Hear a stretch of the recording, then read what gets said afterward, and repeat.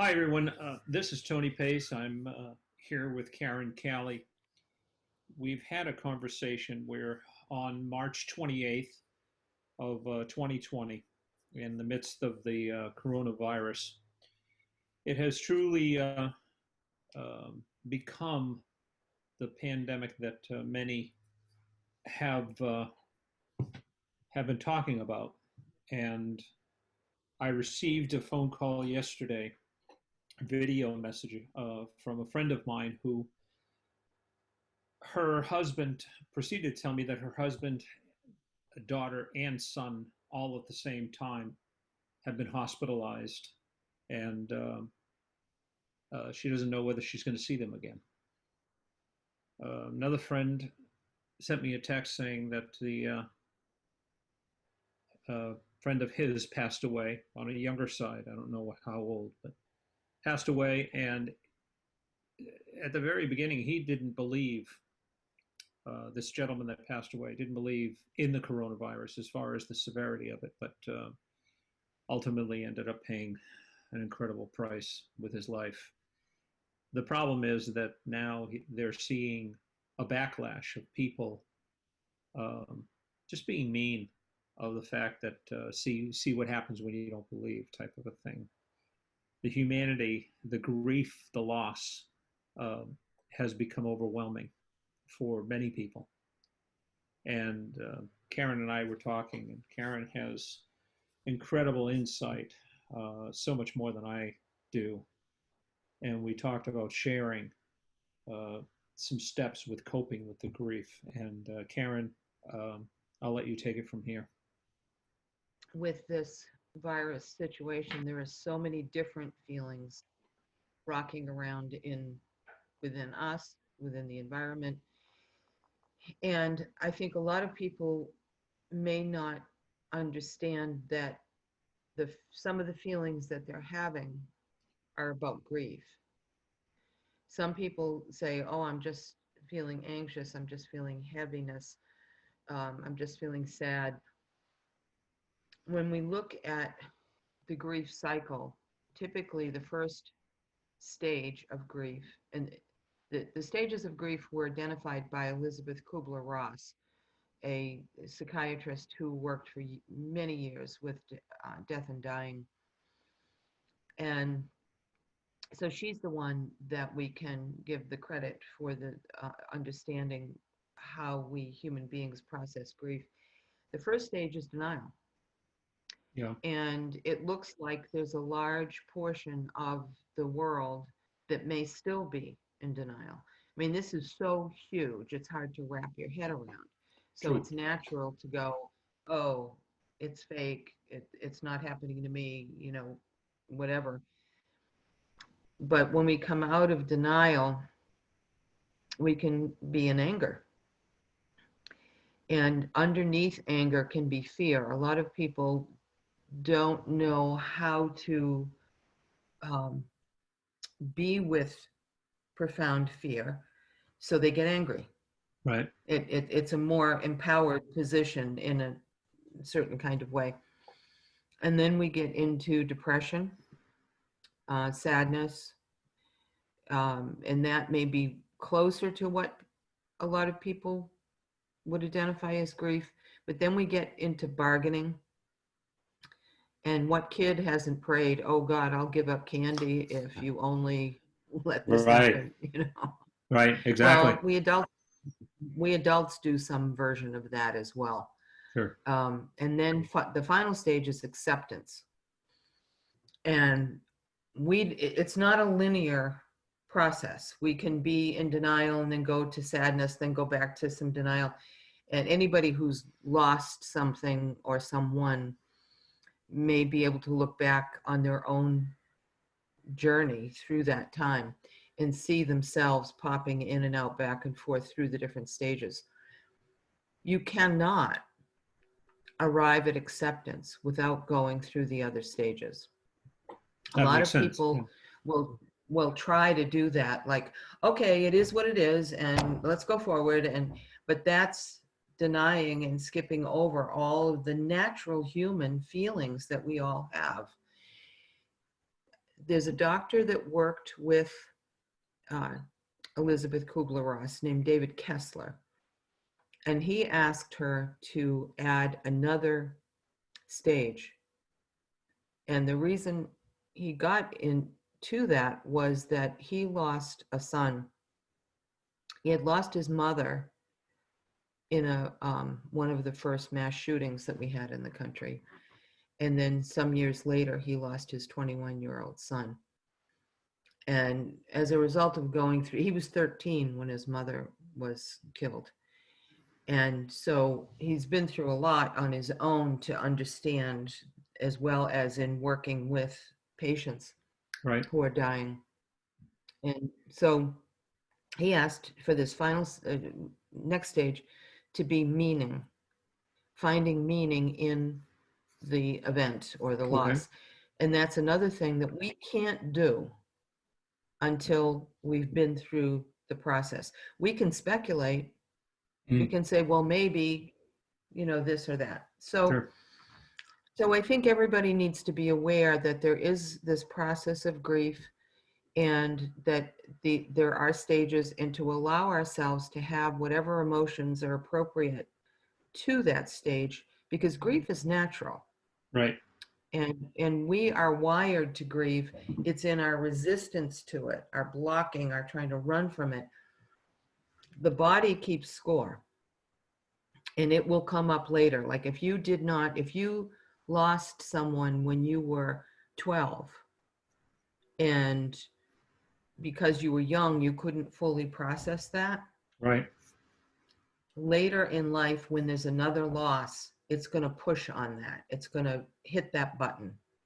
And you will probably have a more extreme reaction to the present grief, or you'll be confused. I'm sorry. Is that the adage of the straw that broke the camel's back? Is that the compounding of grief coming on? Yeah, on top? that can be one way. We go through life and we just keep dragging this stuff with us without knowing, because we're not an emotionally intelligent society. No one taught us how to process emotions. So because our parents didn't know, it was stiff upper lip, John Wayne, get on the horse and move forward. Right. And what happens is all those memories, all those events, all those experiences are encoded in the systems of the body. So it's like our psyche waits until either the bag is too full, right, or it's prime time. A lot of my clients, they will have done enough therapy, enough growth work, that now they're ready. They've got, because one of the things you do first is build up inner skills. Now they're ready. They can now cope with these stronger feelings.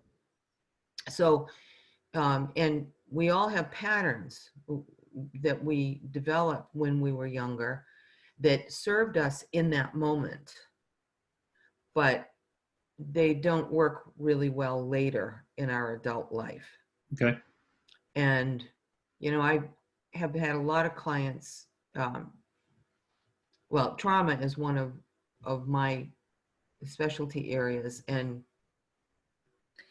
I'm not talking about, a car accident, those huge things people understand as trauma, but there's emotional trauma that happens to us in our dysfunctional families, right, that isn't often identified. But let's keep it simple in talking about a loss. If a woman, a girl loses her mother when she's 5, 7, she can cry. She can even talk about some of what she's feeling in the moment, but it's only when she'll get older that she'll even be aware, like when she's getting ready to go to her prom and all the other girls' mothers are helping them with buying the dress and doing the things. And the same thing for like a wedding, or having a baby, your mom isn't there. Right. And those would be prime times when a woman would want her mom to be there. Understood. So all of that grief comes up that loss that a 5-year-old couldn't possibly Sure. understand or deal with, even if she had well-meaning parents around her. Right.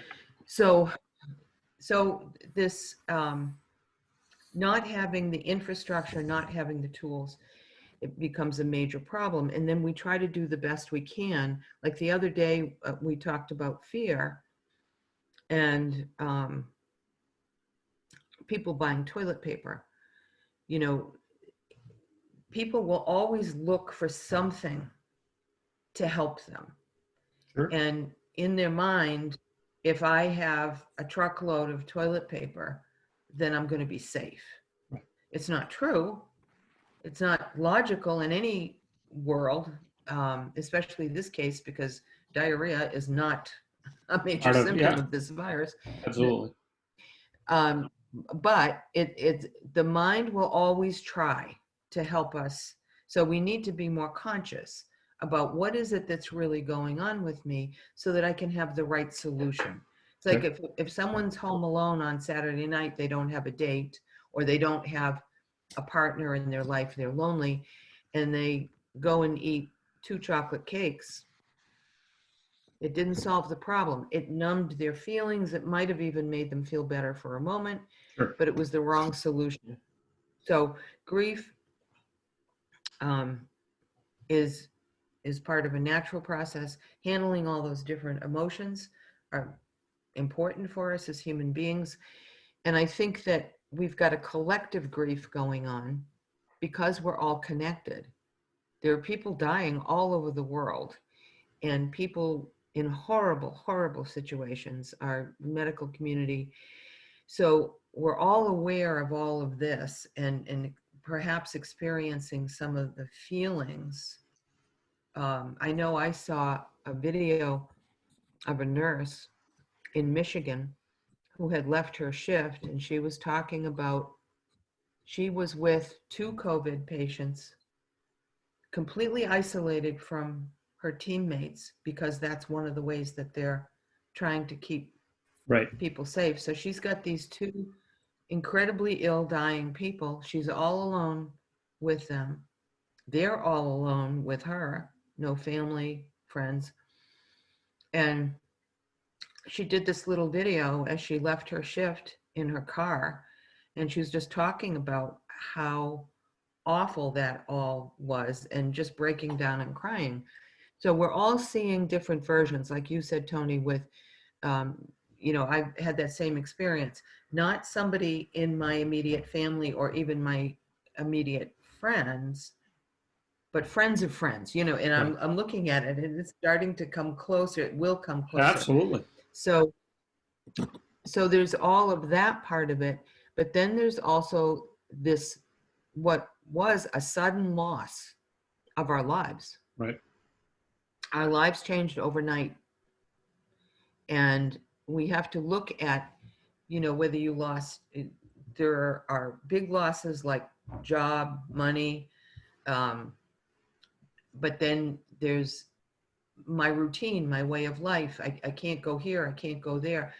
And this all throws us up into a very chaotic inner state, because we like our routines. You're right, and the losses were not gradual losses where you're losing one thing.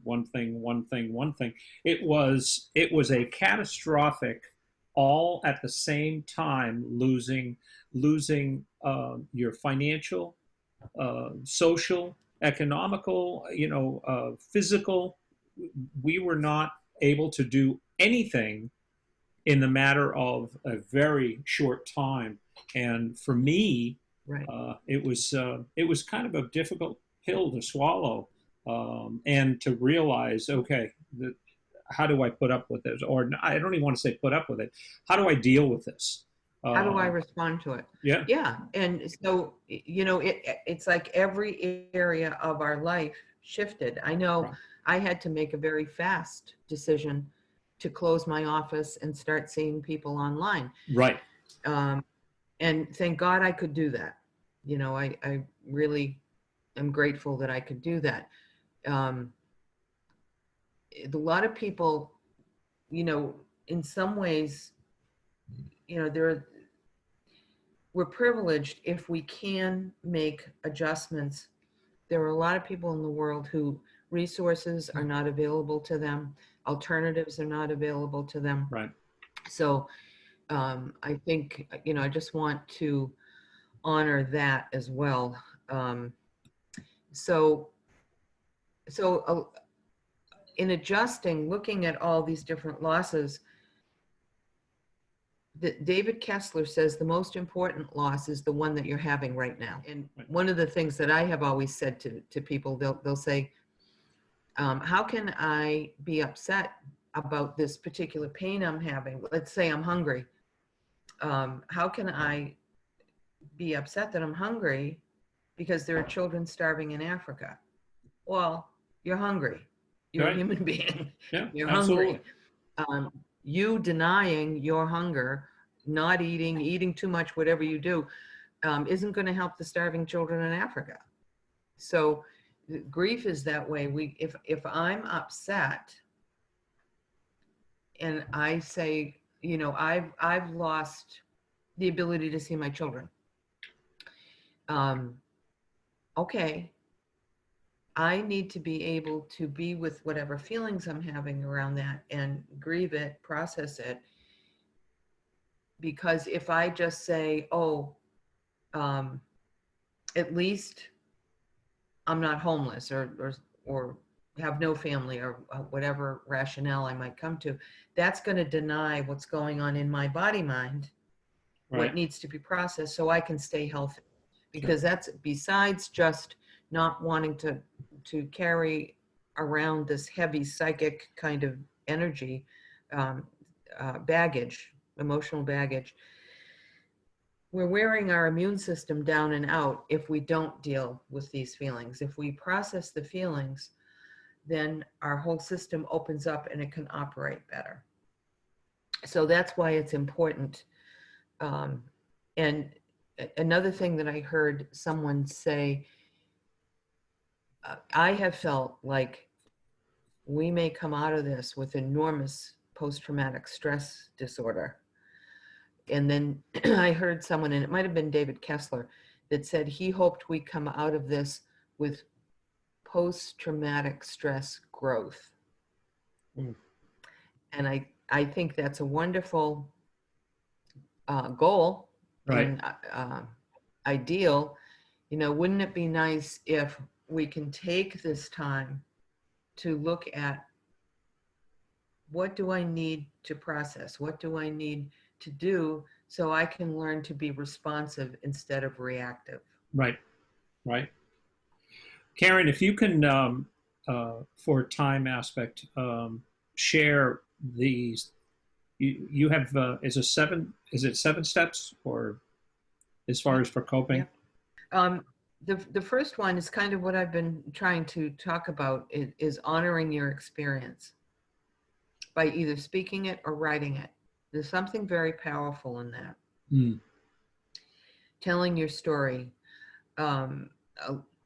honestly stating what your story is, not trying to pretty it up, just saying, hey, this is what it is. This is what's happening. This is how I feel about it. A lot of times we monitor ourselves. Oh, that's childish. Oh, I don't want them to think I'm weak. And this is where writing can be particularly helpful, because nobody's judging you. You just vomit it all out onto paper, maybe again and again, until, and that can help you identify, what do I have to deal with, and how am I going to do it? Come up with more of a plan. If you do want to tell your story to somebody, I would caution you to think about who that person is, because there are people who will shame you. People will invalidate what you're going through, and that only wounds you further, hurts you further. Okay. So make sure that you have a trusted person, someone you can trust with your vulnerability. The second step would be to engage in a spiritual practice if you don't already have one, This is a tremendous source of resiliency for our nervous systems, meditation, contemplation, prayer. And if you've had a practice all these years, thank yourself, because you've got a foundation already there to start with. But make sure that you keep up with it, because it actually strengthens the nervous system. Those things strengthen the nervous system so that you can hold more of your experience and process it. Would you, Karen, I'm sorry, would you consider like yoga, Tai Chi, and these practices as far as part of a spiritual? Yes, if you include the meditative component. And in the West, we've turned yoga into a gym event. A lot of people go and they do yoga, and it's great for your body, but it's meant to help body, mind, and spirit all together. And that's what good yoga teachers will do. They will address all parts. Tai Chi is it's very healthy for you to open up the energy channels, and the activity itself requires that you be mindful, that you be in the moment. Right. Okay. So yes, those are great. Thanks. The third step is seeking out others who have been in similar situations. And I think we've all had that experience of sharing with somebody who's had a like experience. We get some sort of release. It's like being understood, being seen. Sure. So, and we know that the anonymous programs all use that phenomena to have like-minded people or people with like experiences coming together to help and support each other. And within that, seeking out others, I would say, be aware of both giving and receiving. Some of us are really good at giving and not that great at receiving. When we can receive, no matter what it is, we're gifting the other person. We're giving them the gift of being able to give, because giving is healing, because there's usually, I mean, as long as you're not giving out of resentment or being resentful. Compassion is a normal, for the bulk of people, Right. Compassion is a normal expression. And we see this, one of the things I remember is when the earthquakes hit Haiti, the phone lines, Red Cross, their phone lines went down because so many people were giving and wanting to help. So that is the better part of us, most of us. 4 is take breaks in your process, especially if your grief is a big one. You work a little, do some focusing on it, and then you relax. You go for a walk, you read a book, and I think this whole idea of balance needs to be brought into all of our lives, not just if you're dealing with grief. We can't just be in something. And that's one of the reasons I hear people tell me that they're afraid if they start crying, they'll never stop. That's not how healing works. You may feel that way because your nervous system is so overloaded, and you may cry a lot in the beginning, but it will dissipate, especially if you kick in some other interventions. So it's okay to let things rest. It's also okay, well, I address that later. Okay, number 5, provide an outlet for the release of thoughts, emotions, and beliefs that have been stored up as a result of this loss for you. So that means taking a look at, what are my patterns? How do I tend to respond or react to, because if you're unconscious, you're reacting. Maybe you lost your wallet, or you your car was stolen, or you've had other losses. How did you react to that? And people can take a look at their patterns and see where they need to change something. They need to grow and have other tools available to them so that they can be healthier, and then what they bring to the world is healthier. Number 6 is channeling your energy into something positive. One family I know channeled their grief over a loss of a child into a foundation that now raises money for research into childhood illnesses. Another honors the memory of their child by funding a house for families that stay nearby when their sick children are hospitalized. And those are wonderful things. But I want to make the point that all of our channeling into creative or positive things doesn't have to be huge. It could be smiling at the grocery clerk and thanking them for being there. Or you see an elderly person and you reach out to them, and or you check on a neighbor and see if they need groceries. One of the things that's really hard for us now is that a lot of the things that we would have done, like if you knew that your neighbor's husband died, you would go and see what you could do. You would talk with them, you would sit with them, you would do errands for them. We can't do that now. We can't even have a funeral. Yeah, that's definitely one of the most surreal things. That a friend in Maryland, her husband passed away just out of the blue, had a heart attack, and they can't, she's even a celebration of life. She's looking at August, maybe September, when something can be done. And this is something that, I don't know the last time we were ever in this place, in this situation. I don't think we ever have been. And I mean, one or two people, it was winter, the ground was frozen or whatever, but one of the recommendations I heard in this regard is to plan something online now. Right. The loss is now, the grief is now. Do what you can online. You may do something more later, but at least do something now. And it's so important. It may not be the same to have virtual companionship or company, but it's better than being totally alone with your grief. Right. Make time for fun and play. Again, we get back to that idea of guilt. Sure. How can I go and play and have fun if people are dying? Well, you need to keep your strength up.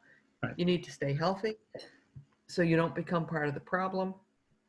And that also adds energy and strength to the nervous system and our immunity. Again, we get back to that idea of balance. Seek a professional counselor is the last step. If you feel that your grieving process has gone on too long, or you feel stuck. Sometimes you need that outside person to help you identify all of the hurt places and what they're about. People find it really hard to let go of their feelings. In this case, with grief, there can be a tendency to hang on to the feelings because the person has this idea that it will keep the person close. Right. If I let go of my sadness, my anger, etc., then it's disloyal, being disrespectful to their memory or whatever their beliefs might be. But the only place we can connect is in this way is through our heart. And if we clear away all of the anger, all of the sadness, we find that the loving memories, the warm memories, are still there in our hearts. Sure. And that's much better than tearing your system down. And you and I created that program, Letting Go, the Heart of Healing, to address this very thing, that people need techniques, they need tools to be able to release and let go. The other thing I want to say before we stop is that your body is listening to every word you say, every Right. thought you think. So we think, oh, yeah, I'm stressed. Like it's an idea that floats out there. It's an event that's taking place internally that's creating profound chemical changes in your body that over time wear down your immunity and make you more vulnerable to illness. So this is another reason why it's important to have an inner approach of some kind that employs what we can call inner technologies to help strengthen that nervous system and the immune system so we can stay strong, healthy, to have creative solutions, but also to be able to live our lives and be helpful. Without a doubt. The subconscious, and I've always been very careful and cognizant because, as you've taught me, the subconscious does not know truth from falsehoods. The subconscious believes that everything that we say, everything that comes out of our mouths, is the truth. So, And there's no right or wrong right, in the unconscious either. Yeah. and and I have become very, very aware of what I termed, or what you've termed, as my second voice, because for the longest time I might have said, "Hey, I'm going to win the lottery," and that second voice comes back and says, "Yeah, right. Like you could have a possibility of winning the lottery." Right. Or whatever the task or whatever we're doing, hey, you might verbalize that positiveness, but it's that second voice sometimes that just squashes everything that you're trying to create. And we have to be very, very careful of that, the subconscious voice and what you say. Right. And you're reminding me of the concept of victim consciousness. And a lot of people wouldn't identify themselves as having that. I'm Right. not a victim. Well, your body mind might be disagreeing with you. Right. This virus, it's so it's bigger, da, da, da. And I agree. The virus is serious and Absolutely. it is a problem.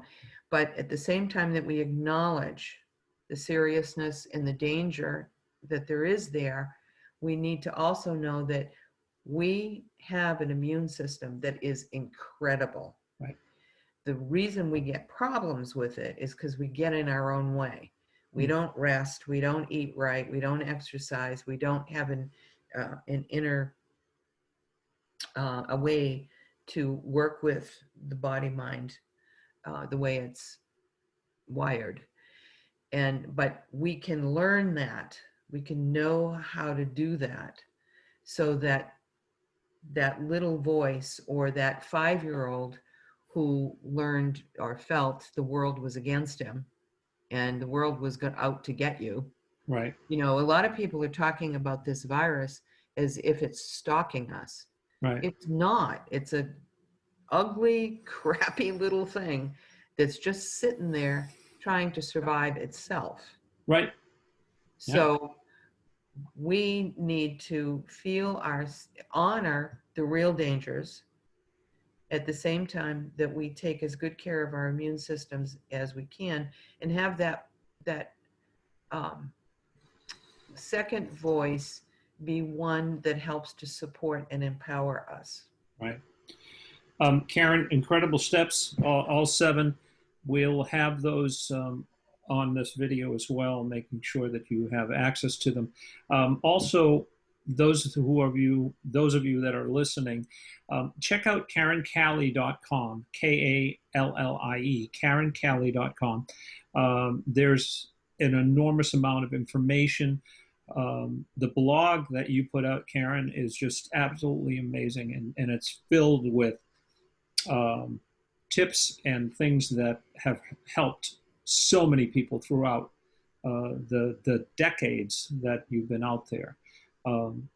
So check out KarenKallie.com, and there are CDs or downloads that you can get. There are some free meditation programs that we've put out for you to help. We're trying to help, and like everyone else, throughout this devastation and this crisis. We appreciate all of our first responders and our nurses, doctors, and all of those who have put themselves in harm's way.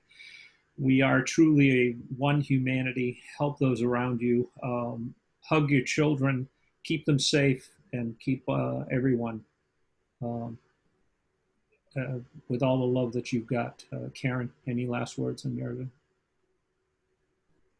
Well, you just said love, and I think that one of the things that happens in crisis, in catastrophes, is that people's hearts get cracked open. Yeah.